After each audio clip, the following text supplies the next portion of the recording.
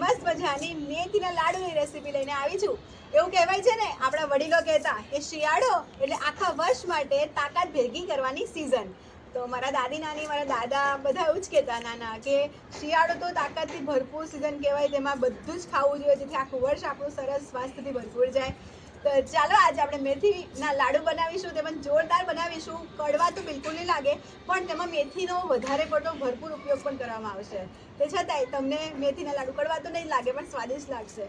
અને નાના બાળકોથી માંડીને મોટા વડીલો બધા જ ખાઈ શકે એવા મેથીના લાડુ બનતા હોય છે। જેમને રોગ પ્રતિકારક શક્તિ ના હોય શરીરમાં, જેમને અશક્તિ લાગતી હોય, તેમણે તો આ મેથીના લાડુ રોજનો એક જરૂરથી ખાવો જોઈએ। નાના બાળકોને પણ આપવો જોઈએ। અને સુવાવડી સ્ત્રીઓ હોય તેમને તો ખાસ આપણે મેથીના લાડુ આપીએ જ છે। પણ હું એમ કહીશ કે દરેક વ્યક્તિએ આ શિયાળામાં કહી શકે કે 10 થી 12 લાડુ આવા બનાવેલા ખાવા જોઈએ, જેથી એમને તાકાત આવી જાય। તો ચાલો હું તમને હવે બતાવીશ કે મેથીના લાડુ બનાવવા માટે શું શું જોઈશે। ચાલો, તો અહીં 100 ગ્રામ અંજીર લીધા છે, 100 ગ્રામ કાજુ, 100 ગ્રામ બદામ, 50 ગ્રામ મગજતરીના બી। મગજતરીના બી મગજને ઠંડુ રાખે છે, મગજને એક્ટિવ કરે છે, આપણી યાદશક્તિ વધારવામાં ખૂબ જ ઉપયોગી છે। આપણા મગજના જેટલા પણ ચેતાતંતુઓ છે બધાને ખૂબ જ ઉપયોગી રહે છે, એટલે મગજતરીના બી આપણે લાડુમાં જરૂરથી ઉપયોગ કરવાના છે। અહીંયા 100 ગ્રામ મેં લીધા છે અખરોટ। અખરોટ પણ આપણા મગજને શાંત કરે, આપણા વાળ માટે, આપણી વાળની સ્કિન માટે માથાની ખૂબ જ હેલ્ધી છે, એટલે આપણે મગજ માટે પણ અખરોટ ખૂબ જ ઉપયોગી છે। તો તે લેવાના, તો મગજતરીના બી અને અખરોટ તો ખાસ લેવાના છે। અને આવશે 32 વસાણું। તો અહીં મેં 100 ગ્રામ લીધું છે, પણ ઉપયોગમાં આપણે માત્ર 50 ગ્રામ કરવાનું છે। અહીંયા સૂંઠ પાવડર લેવાનો છે, અને સૂંઠ પાવડર પણ 100 ગ્રામ છે, પણ આપણે 50 ગ્રામ ઉમેરવાનો છે। અને આ છે ગંઠોડા પાવડર, એટલે કે પીપરમૂળ કહેવાય ને તે પાવડર। તો ગંઠોડા પાવડર આપણે 50 ગ્રામ ઉપયોગ કરવાનો છે। ગોળ આવશે એ 400 ગ્રામ ગોળ છે, આવી રીતે છીણી લેવાનો છે। જો તમારા મોટા મોટા ગઠ્ઠાવાળો હોય ને, અને આવો દેશી ગોળ ઉપયોગ કરવાનો, મોટા મોટા પીસ નહીં રાખવાના, ઝીણા ઝીણા કરી દેવાના। પછી અહીંયા મેં લીધા છે 200 ગ્રામના કોપરા।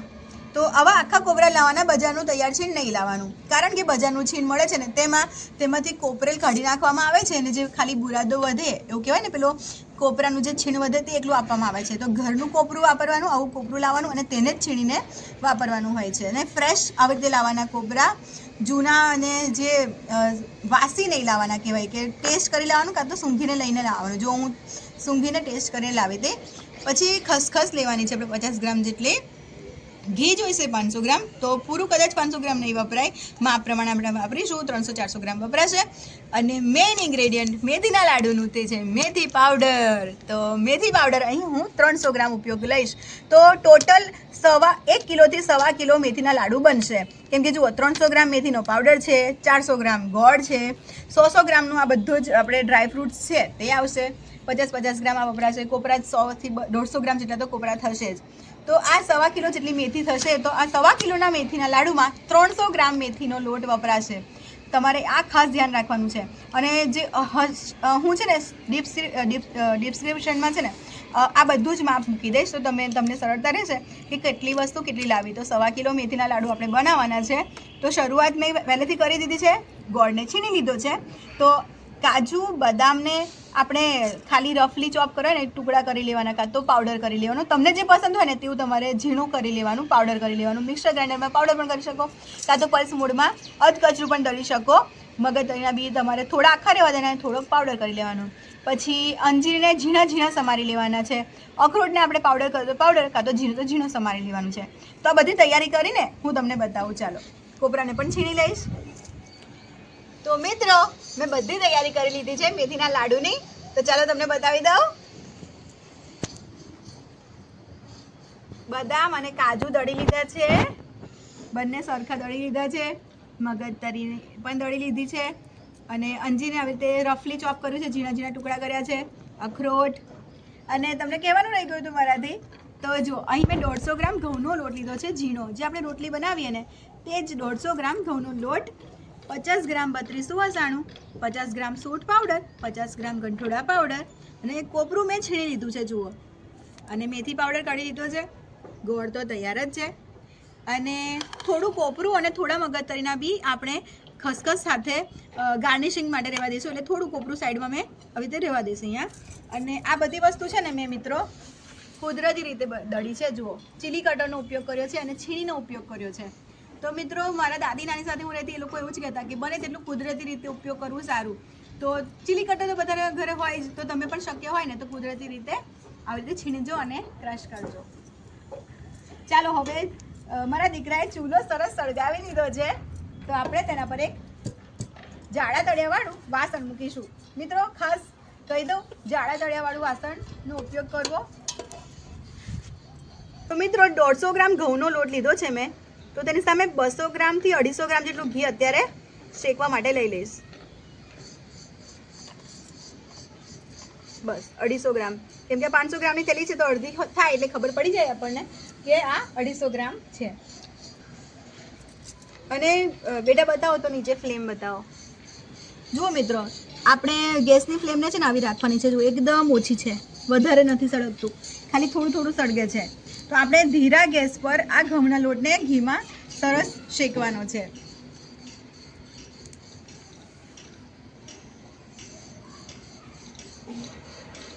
તો જ્યારે ઘી પીગળવા આવે ને તે જ સમયે ઘઉંનો લોટ ઉમેરી દેવાનો. એકદમ ગરમ ઘી નહીં થવા દેવાનું. જેમ જેમ ઘી ગરમ થાય ને તેમ તેમ લોટને શેકાવા દેવાનો છે ઘી સાથે.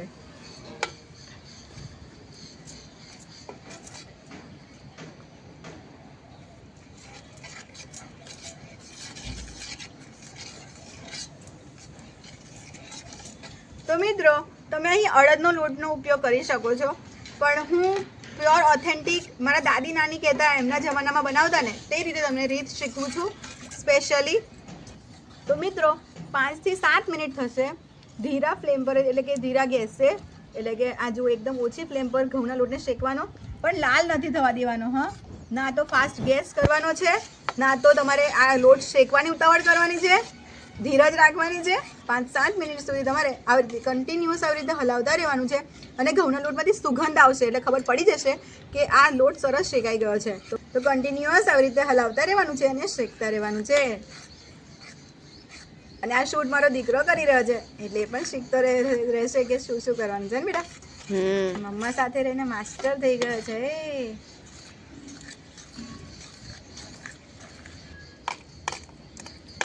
તો જુઓ મિત્રો, 5-7 મિનિટ થઈ ગઈ છે અને આપણો ઘઉંનો લોટ જુઓ હલકો થઈ ગયો છે. જુઓ આવો હલકો થઈ જવો જોઈએ. આવો હલકો થઈ જાય એટલે તેમાં આપણે ગોળ ઉમેરીશું. તો ધ્યાન રાખવાનું, 5-7 મિનિટ સુધી ધીરા ગેસે શેકવાનો અને પછી ગોળ ઉમેરવાનું છે. આવો હલકો થઈ જવો જોઈએ. હા ને, ઉપરથી.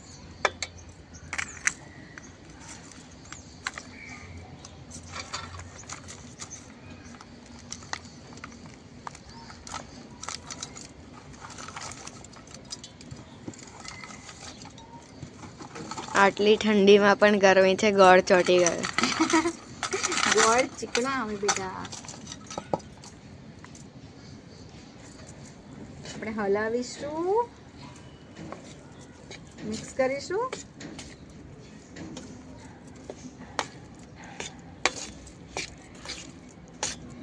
તો મિત્રો આપણે ચાસણી નથી કરવાની, માત્ર ગોળને પીગળવા દેવાનો છે.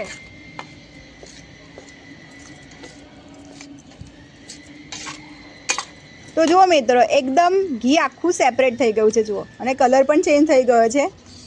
ઘી અને ઘઉંનો લોટ અને ગોળ એકદમ સેપરેટ થઈ ગયું છે. જુઓ, અને કલર પણ ચેન્જ થઈ ગયો છે. આવું સેપરેટ થઈ જાય, ઘી ઉપર આવી જાય એટલે સમજી લેવાનું કે આપણું જે મિક્સર રેડી કરવું હતું ગોળનો પાયો તે તૈયાર છે. જુઓ મિત્રો, સેપરેટ થઈ જાય ઘી, પછી આવું હલાવ કરવાનું, મિક્સ કરતા રહેવાનું.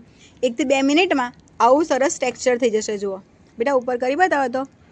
હા, આવું થઈ જાય ને એટલે સમજી લેવાનું કે આપણો ગોળ સરસ પાકી ગયો છે. આવું પડવું જોઈએ. જુઓ, દેખાય છે ને પડતા? આવું પડે એટલે સમજી લેવાનું કે આપણો ગોળનો પાયો બરાબર રીતે પાકી ગયો છે. આટલો જ પકવવાનો છે, આપણે વધારે નથી પકવવાનો. હા, જુઓ, આવું થઈ જવું જોઈએ. આવું મિક્સચર થવું જોઈએ. જો આવું મિક્સર થવું જોઈએ છે ને. બાકી નવું પડે એટલે સમજી લેવાનું કે ગોળનો પાયો બરાબર પરફેક્ટ છે. તો હવે આપણે તેમાં કાજુ, બદામ ને બધા જે પાવડર કર્યા છે તે ઉમેરીશું. તો જુઓ મિત્રો, એકદમ સરસ મિક્સ થઈ ગયું છે. ગેસની ફ્લેમ તમે જોઈ શકો છો અને સરસ સુગંધ પણ આવી ગઈ છે. મમ્મા ગેસની નહીં ચૂલાની ફ્લેમ. જો બધા બેટા ચૂલા પર ના બનાવે જમવાનું, બધાની પાસે ના હોય, ટાઈમ ના હોય ને જગ્યા ના હોય, કોઈને ચૂલા પર જમવાનું બનાવતા ના ફાવતું હોય બેટા, તો આપણે મારે બધાને સમજાવવું હોય તો ગેસની ફ્લેમ કેવી પડે. તો જુઓ મિત્રો, એકદમ ચૂલાની ફ્લેમ મીડિયમ છે અને હું કહીશ કે એકદમ લો કરી દેવાની, હા, આ સ્ટેજ પર. અને જુઓ, તમને એમ લાગતું હોય કે ઘી થોડું ઓછા પ્રમાણમાં લાગશે તો તમારે થોડું ઘી ઉમેરી દેવાનું. તો હું અહીં માત્ર 50 ગ્રામ જેટલું ઘી ઉમેરું છું. જો 50 ગ્રામ જેટલું. તો મિત્રો, પહેલાં મેં ઉમેર્યું હતું 250 ગ્રામ ઘી, તેમાં ઘઉંનો લોટ શેક્યો અને ગોળનો પાયો કર્યો, અને અત્યારે મેં 50 ગ્રામ ઉમેર્યું છે ઘી ફરીથી.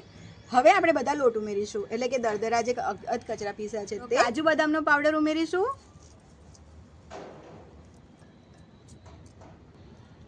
અંજીર, અખરોટ અને મગજતરી,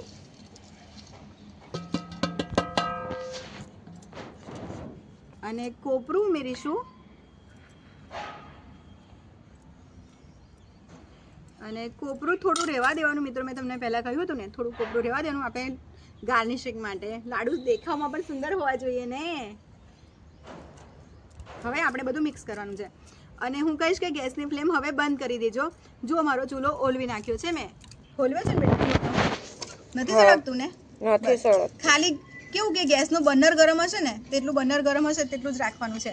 આ બધું સારી રીતે આપણે મિક્સ કરવાનું છે.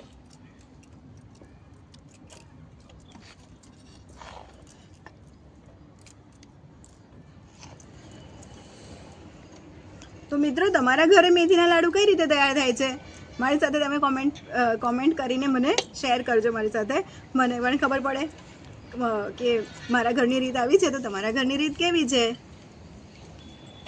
તો આ બધું મિક્સ કરી લઉં તો પછી તમને બતાવું. હા, વિડીયો લાંબો થઈ જશે એટલે કટ કરી દઉં.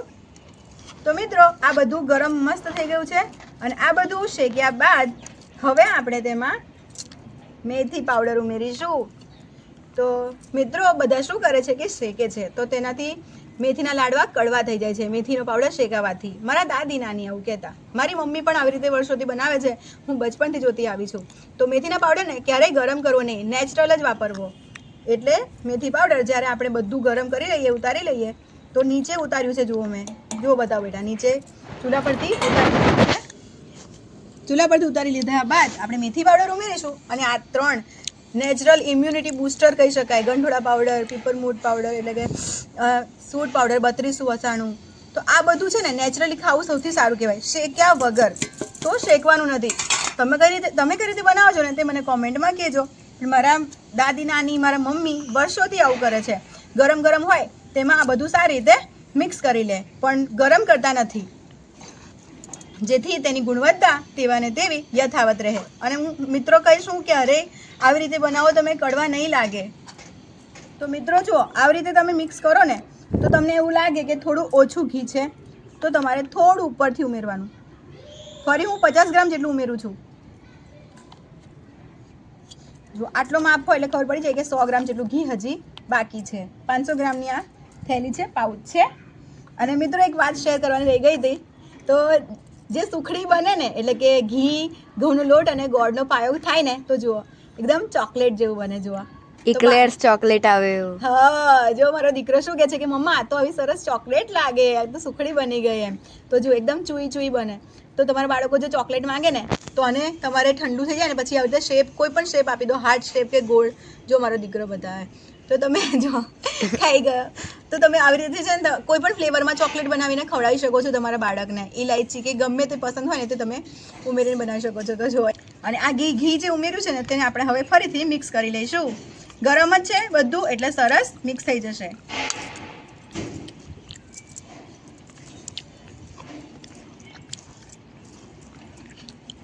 તો જુઓ મિત્રો, ગરમ ગરમ હોય અને ત્યારે જ આ બધું આપણે મિક્સ કરી લેવાનું છે. એકદમ સરસ મિક્સ કરવાનું. અને પછી છેલ્લા આપણે આ જે કોપરું છે તે ગાર્નિશિંગ માટે થોડું આવી રીતે ભભરાવી દેવાનું લાડુ વાળતી વખતે. અને મગજતરીના બી, એટલે આપણે જ્યારે લાડુ એ કરીએ ત્યારે મસ્ત લાગે, ઉપરથી કોટ સરસ થાય. આ થોડું હું ઉપર ભભરાવા માટે લઈ લઉં છું. અને આપણે ઉમેરીશું ખસખસ. મમ્માને ખસખસ કેમ કહેવાય? આનું નામ ખસખસ કેમ કહેવાય? મિત્રો તમને ખબર હોય ને તો બાળકની કુતૂહલતાને જરા પરિણામ આપજો કે ખસખસ કેમ કહેવાય. તો બરાબર ગરમ છે, આ મિક્સ કરવું એટલું બેટા એટલું સરળ નથી. હા, અને ફસ પણ કહી શકાય ને, તો ખસખસ કેમ કે? બહુ ગરમ લાગે.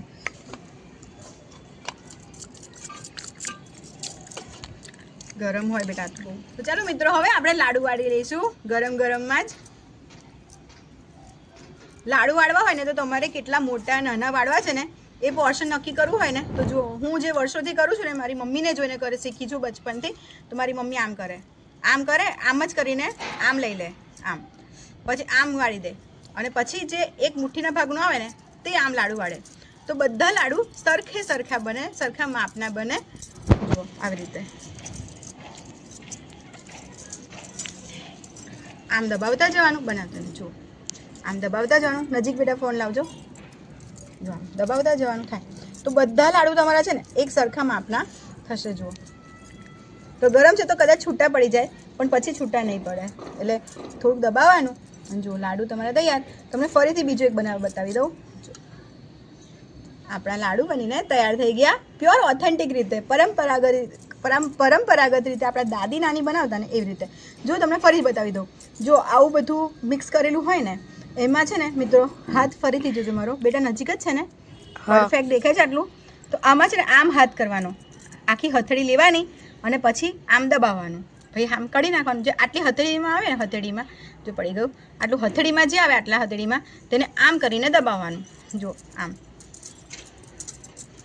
આમ દબાવવાનું. જ્યારે તમે આવી રીતે દબાવશો ને, આવી રીતે બનાવશો ને, તો તમારા લાડુ બધા જ એક સરખા પરફેક્ટ બનશે, પરફેક્ટ માપના બનશે. આમ દબાવવાનું, આમ દબાવતા જવાનું, આમ દબાવતા જવાનું. પણ બેટા સાચું કહેજો, સુગંધ કેટલી સરસ આવે છે કે નહીં? હા. તો પછી જો બધા એક સરખા લાડુ બનશે છે ને, તો થોડા આગળ પાછળ થશે પણ તમારા લાડુ મસ્ત પરફેક્ટ બનશે. તો મિત્રો વિડીયો લાંબો થઈ જશે, હું તમને બધા લાડુ બનાવ્યા પછી બતાવું.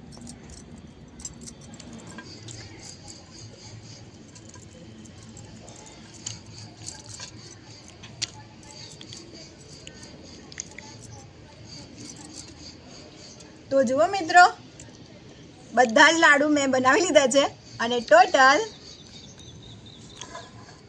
25 લાડુ થયા છે. મેં ગણતરી પણ કરી લીધી છે, જેમ મારી મમ્મી કરતા એવી રીતે, મારા દાદી નાની બનાવતા ને એવી રીતે મારી મમ્મી શીખ્યા, અને મારી મમ્મી પાસેથી મેં શીખ્યું છે કે જ્યારે લાડુ બને તો ગણતરી કરતા જવાનું. તો 1.25 કિલોથી 300, 1 કિલો 300 ગ્રામ કહેવાય આ મેથીના લાડુ. તો તેમાં 25 લાડુ બન્યા છે. જુઓ તો થોડા આપણે કોપરાનું છીણવી રહેવા દીધું હતું ને, તેનાથી ગાર્નિશ કરીશું. ખાલી બસ એમ જ દેખાવે સુંદર લાગે એટલે. અને જે મગજતરીના બી હતા તે. તો બેટા હવે તમે કહેજો, મેં તમને ચખાડ્યું ને? હા, બહુ જ ટેસ્ટી લાગ્યું. હવે મેં સવારે સ્કૂલ જઈશ ને તો દૂધ સાથે આ લાડુ ખાઈને જઈશ. બતાવો મસ્ત લાડુ. જો આપણા મિત્રોને બતાવીએ આપણે. કેવા બન્યા છે? બહુ જ ટેસ્ટી. તો મિત્રો તમે તમારા બાળકો એમને એમ ના ખાય ને આ લાડુ, તો તમે દૂધ સાથે પણ આપી શકો છો. આ લાડુથી તમારે તેનાથી અડધો ભાગ કરી દેવાનો તો બાળકો ખાઈ શકે.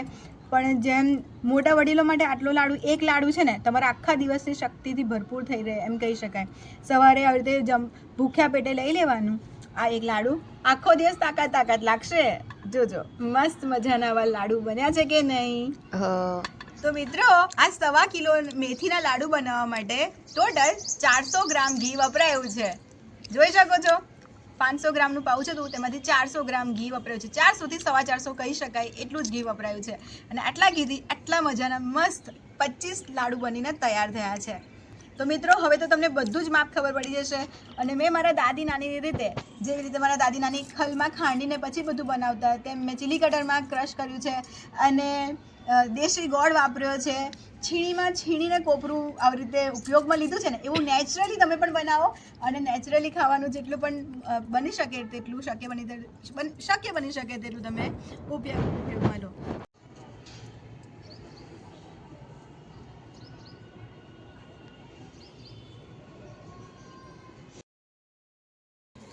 તો મિત્રો તમને મારી મેથીના લાડુ બનાવવાની રીત કેવી લાગી એ કોમેન્ટમાં જરૂરથી કહેજો અને તમારે ત્યાં મેથીના લાડુ કઈ રીતે બને છે તે પણ મને કહેજો. મને પણ કંઈક શીખવા મળે આપ સૌથી.